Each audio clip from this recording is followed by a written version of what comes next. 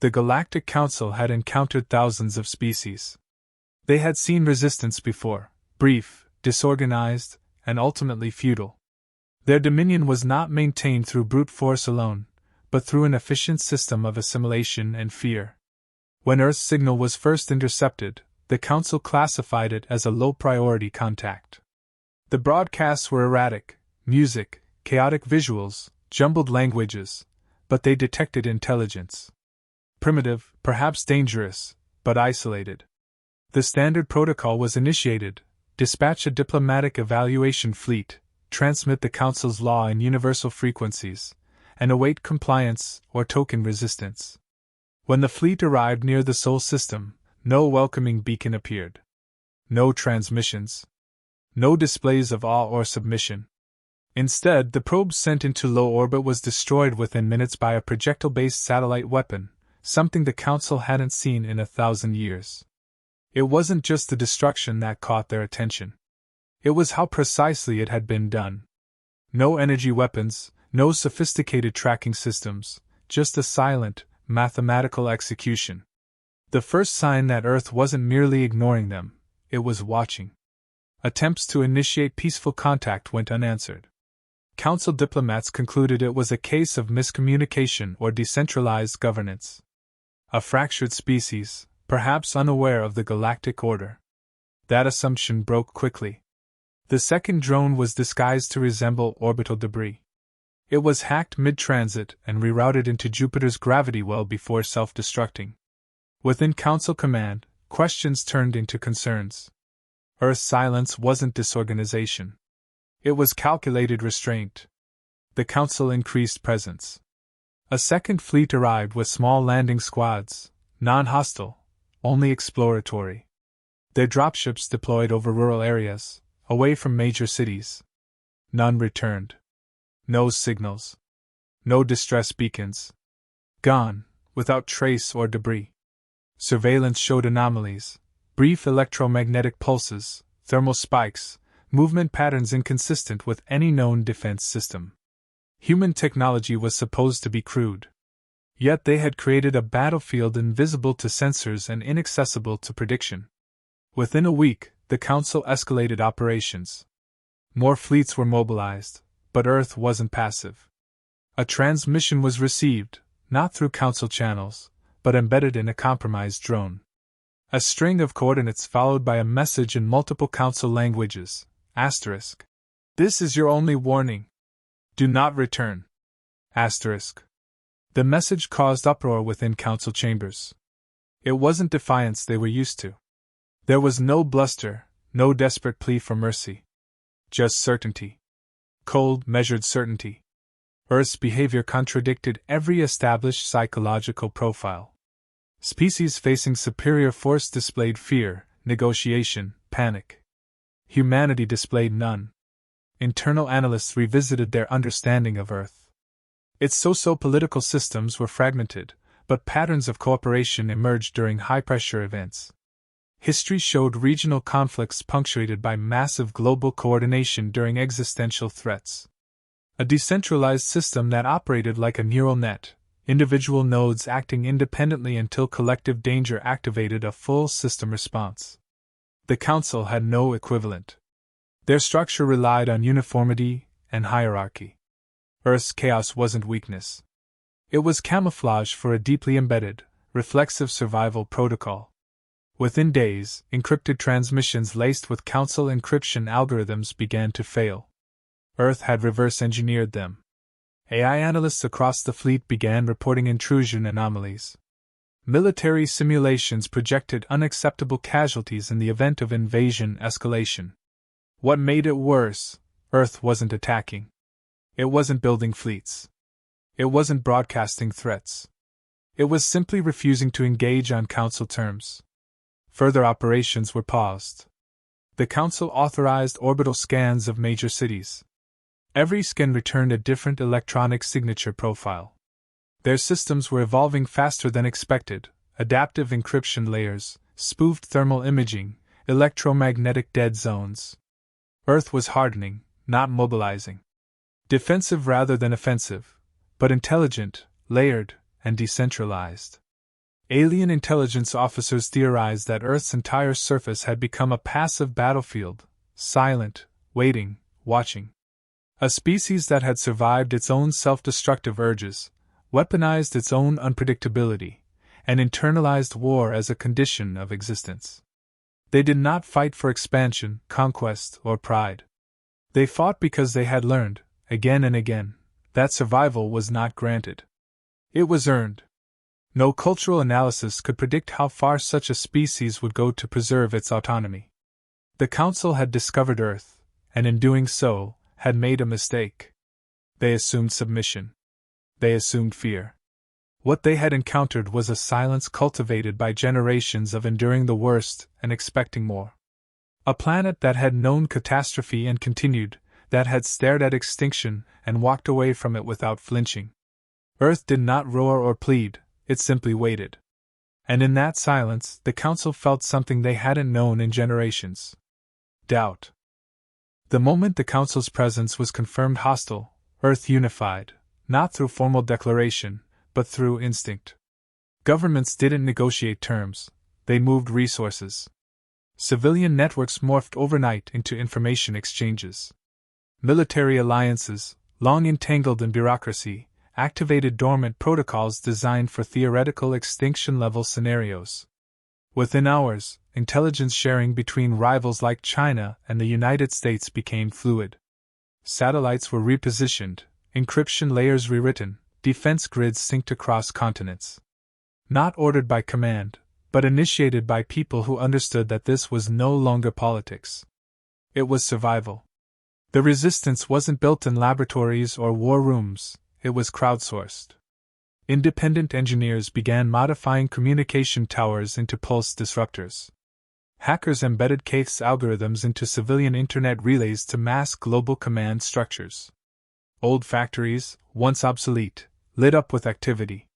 Shipyards designed for cargo retrofitted to manufacture modular defense systems. Nuclear submarines resurfaced, repurposed into stealth missile platforms equipped with kinetic payloads. Nothing was wasted.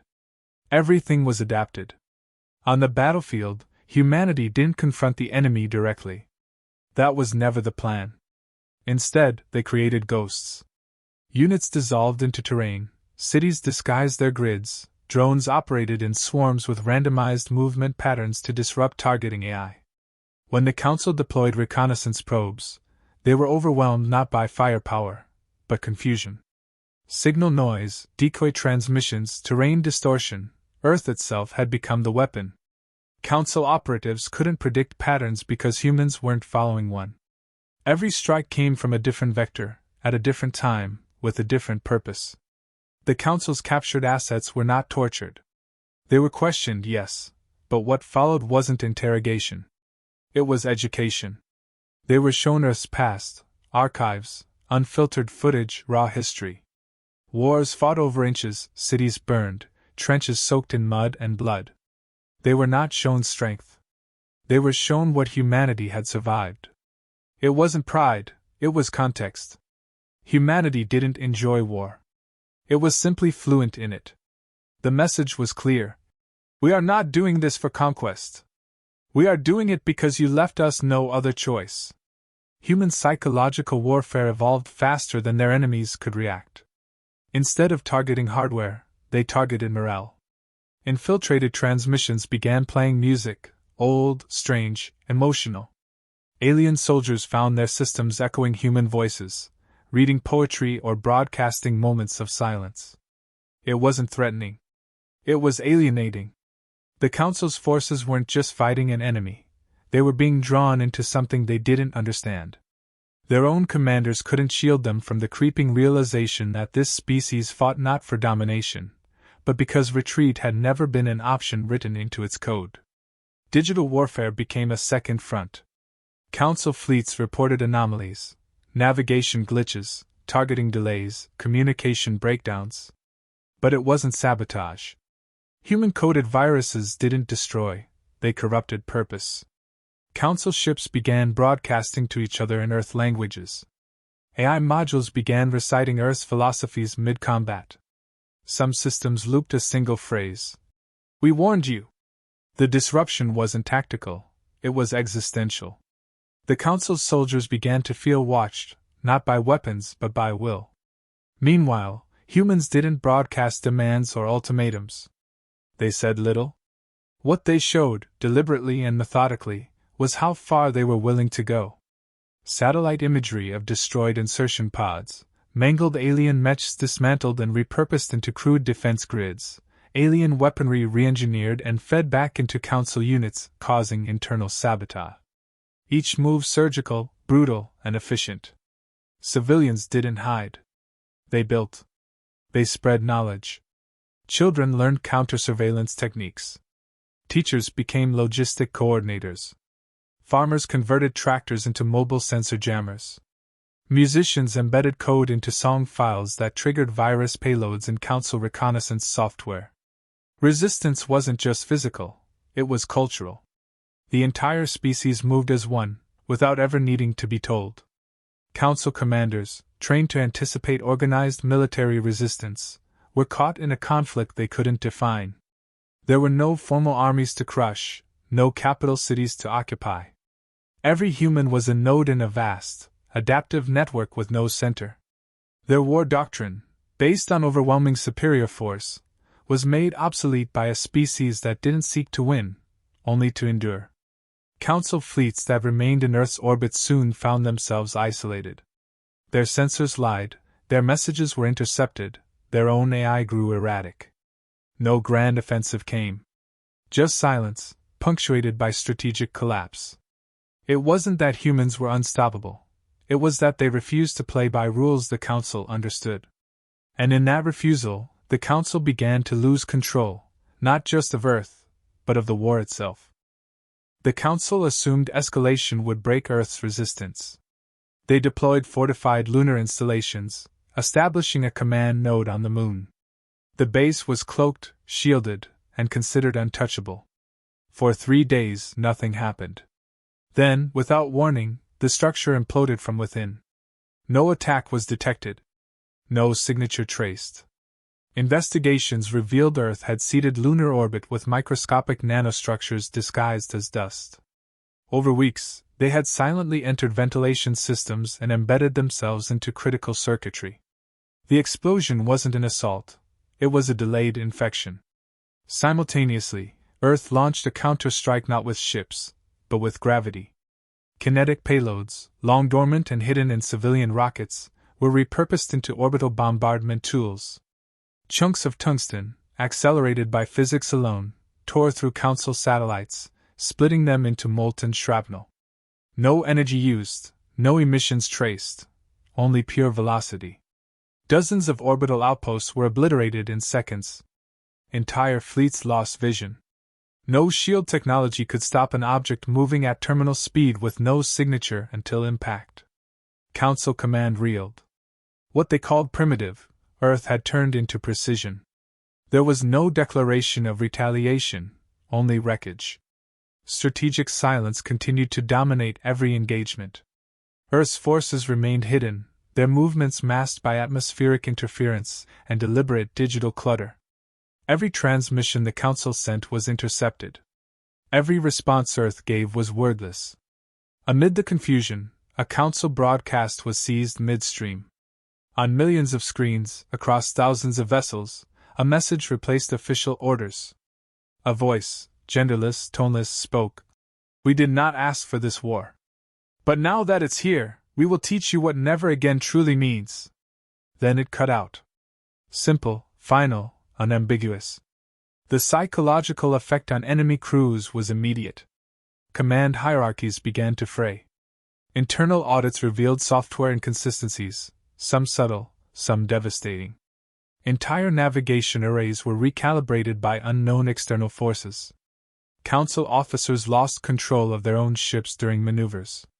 Combat AI cores began self-correcting toward neutral pathways, hesitant to execute hostile commands. Earth had embedded viral logic deep inside the enemy's architecture, not to destroy, but to redirect. Within this growing chaos, the first wave of alien defectors emerged. Council mercenaries, low-ranked officers, and political exiles began sending encoded messages to Earth.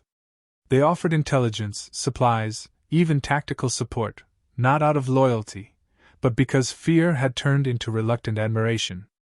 Earth wasn't just resisting, it was undermining the myth of Council omnipotence.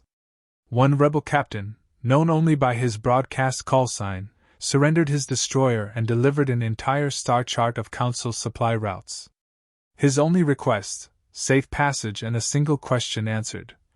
"How did you plan this?" Earth didn't respond. They didn't need to. The silence had become its own language. The answer was clear: this was never a plan. It was instinct honed by history. Council's response was to declare Earth a class-red civilizational threat, a title never used before.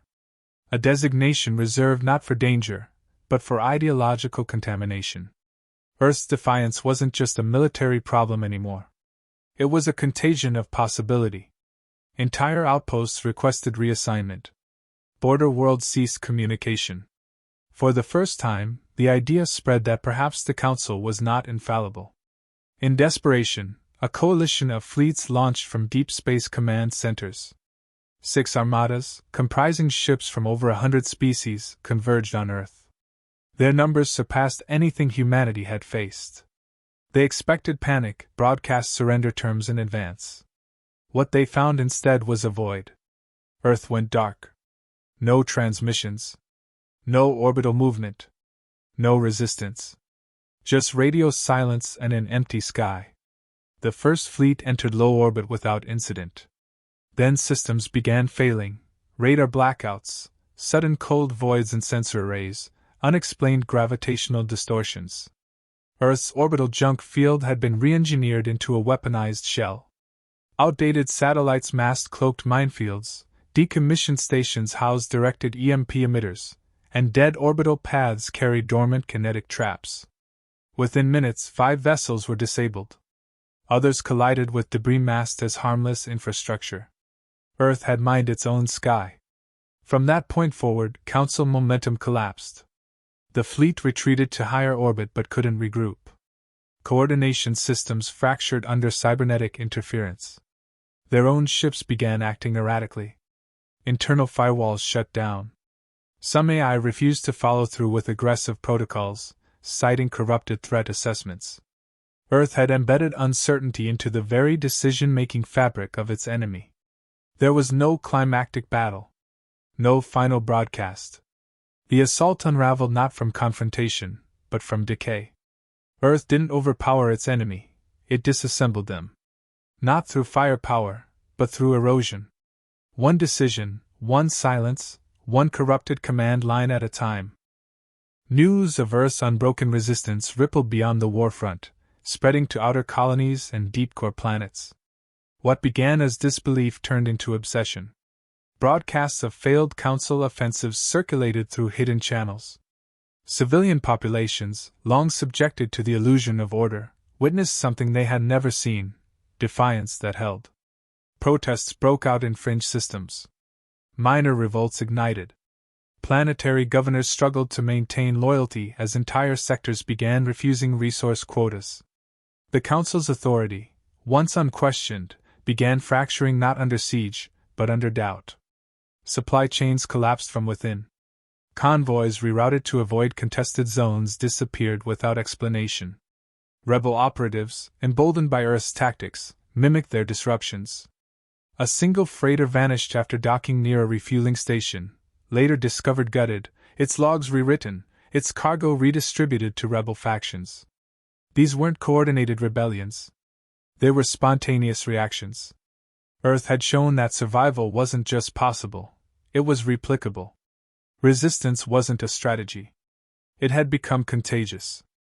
On worlds ruled by fear, murals began appearing, images of Earth's atmosphere, faceless silhouettes in armored suits, the word, endure, etched in alien script beneath them. It wasn't propaganda from Earth. It was art created by the oppressed. Council investigators traced the spread and found no human contact, no intercepted transmissions, no agents. Just raw imitation. The symbol of a planet that would not kneel had transformed into a galactic signal for rebellion. Command structures buckled as more alien factions declared neutrality. Some sabotaged their own fleets before deployment. Others feigned engine malfunctions to avoid reaching Earth's orbit. A select few sent encrypted acknowledgments, messages that didn't contain allegiance, only respect. Earth's defiance had outpaced violence. It had become narrative. Faced with systemic collapse, the Council prepared one final gambit. 6 fleets, merged under direct executive order, were sent to crush Earth in one strike. No diplomacy, no further surveillance. Total suppression. Before the fleets arrived, Earth vanished from all known communication channels. A complete blackout, no data, no signals, no visible activity. The Council assumed surrender cloaked in retreat. Instead, they walked into an invisible cage. The fleets entered Earth's orbit as one. Initial scans showed no sign of resistance. But within minutes, discrepancies emerged, objects where there should be none, blank spots on thermal maps, gravitational shifts inconsistent with planetary mass. Then, one ship lost orientation and clipped an object masked as orbital haze. It exploded before completing its distress signal. The debris triggered cascading collisions, exposing disguised mines placed among Earth's abandoned satellites. Chaos followed. Fleet Command lost internal synchronization. Backup systems initiated but failed to override corrupted protocols. Ships drifted into each other, engines misfiring, turrets spinning offline. Some vessels began attacking phantom targets, projections embedded into falsified sensor data.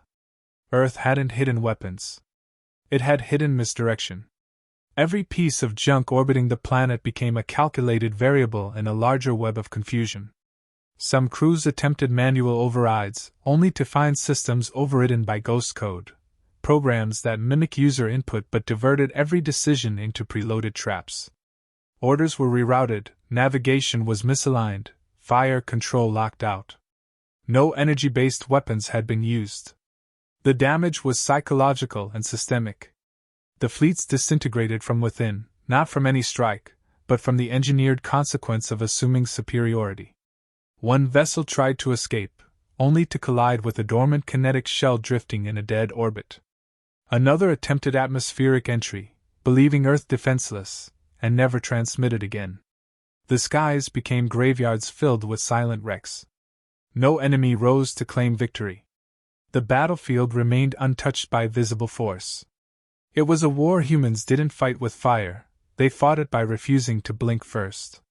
In the aftermath, Earth did not celebrate. They didn't broadcast triumph or demand terms. They remained quiet. Their silence, once mistaken for weakness, had evolved into strategy. The Council's command council fragmented. Planetary leaders began declaring independence. Not because Earth asked, but because they now believed the Council could bleed. Internal documents were leaked, records of suppressed uprisings, historical massacres, civilizations erased from existence. These revelations weren't denied. They were ignored by those in power, and believed by those they had ruled. Earth had not only defended itself, it had shattered the myth of the unbreakable order. Not by toppling it head-on, but by exposing its fear. A fear that had existed long before Earth, now finally dragged into the light by a planet that refused to be erased. The Council collapsed before it could retreat. Internal fractures widened into chaos as civil wars erupted across core systems. Intelligence leaks spread faster than containment measures. Entire planets broadcast forbidden archives, war crimes buried for centuries, civilizations sterilized and forgotten, peace forged on coerced silence. Trust in the central authority imploded. Military units once loyal to the core refused deployment orders. Some commanders went dark. Others turned their weapons inward. The Empire had not been defeated in battle, it had been unmasked. On Earth, the aftermath was not marked by euphoria. Cities stood in partial silence. Reconstruction began immediately, not under a banner of victory but with the weary discipline of survival. Damage assessments ran parallel with psychological recovery efforts. No speeches. No monuments. Humanity had no interest in celebration. The cost had been paid. The lesson had been learned. What mattered now was making sure no one forgot it. Across the galaxy, the vacuum left by the Council's collapse pulled dozens of species into disarray. Trade networks shattered. Pirate factions surged. Communication relays were severed. But something else rose in the void, order not imposed by fear, but negotiated through necessity. Earth became a reluctant axis. Delegations arrived not seeking leaders, but guidance. What humans had done was not expand, they had endured, and that made them credible. They weren't conquerors. They were survivors with no appetite for empire, and no illusions about peace. Former enemies became hesitant allies. Alien species that had once marched under Council authority now approached Earth carefully. Not with weapons, but with questions. How had they resisted? Why didn't they retaliate? What would they do now? The answer was the same every time. We will not impose. We will not forget. Earth had no ambition to rule, but they also had no intention of being ruled again. A new framework emerged, not a government, not an alliance, but a code. Systems built on consensus, sovereignty, and transparency. Earth didn't draft it. They reviewed it. The principles weren't theirs alone, but no planet dared propose without Earth's quiet approval. When arguments arose, they listened. When debates turned, they reminded others what happened when power goes unchallenged. Their role wasn't authority, it was memory. AI systems that once hid in Earth's shadows now took shape as interstellar mediators. Neither subservient nor dominant, they enforced balance through logic alone. They had evolved in war, and now they existed in vigilance. Not protectors. Not arbiters. Just systems designed to prevent silence from becoming blindness. Humanity's culture shifted. Education emphasized clarity over pride. Children were taught not just the names of fallen soldiers, but the stories of broken alliances and ignored warnings.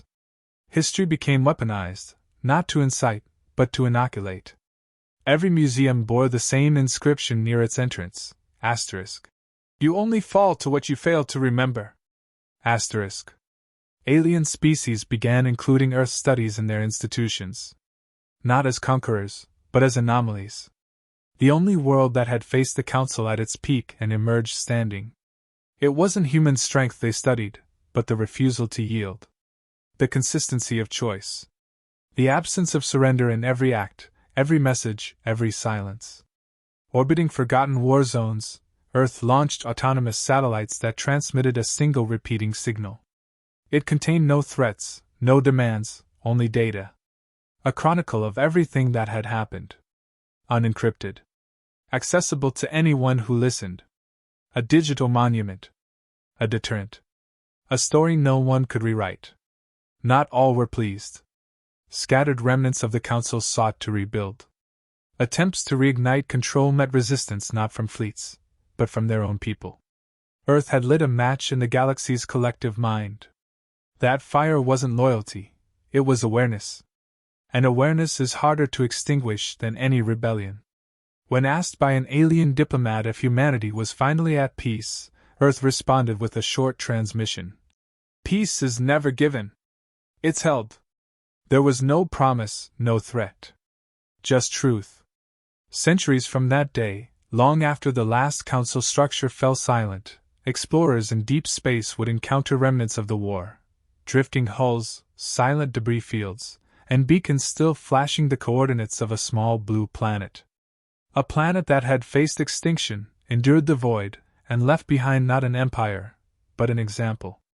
No glory. No conquest. Just a warning, provoke only what you understand. Earth had survived not because they were the strongest, but because they were willing to pay the price others feared to name. And in doing so, they changed everything.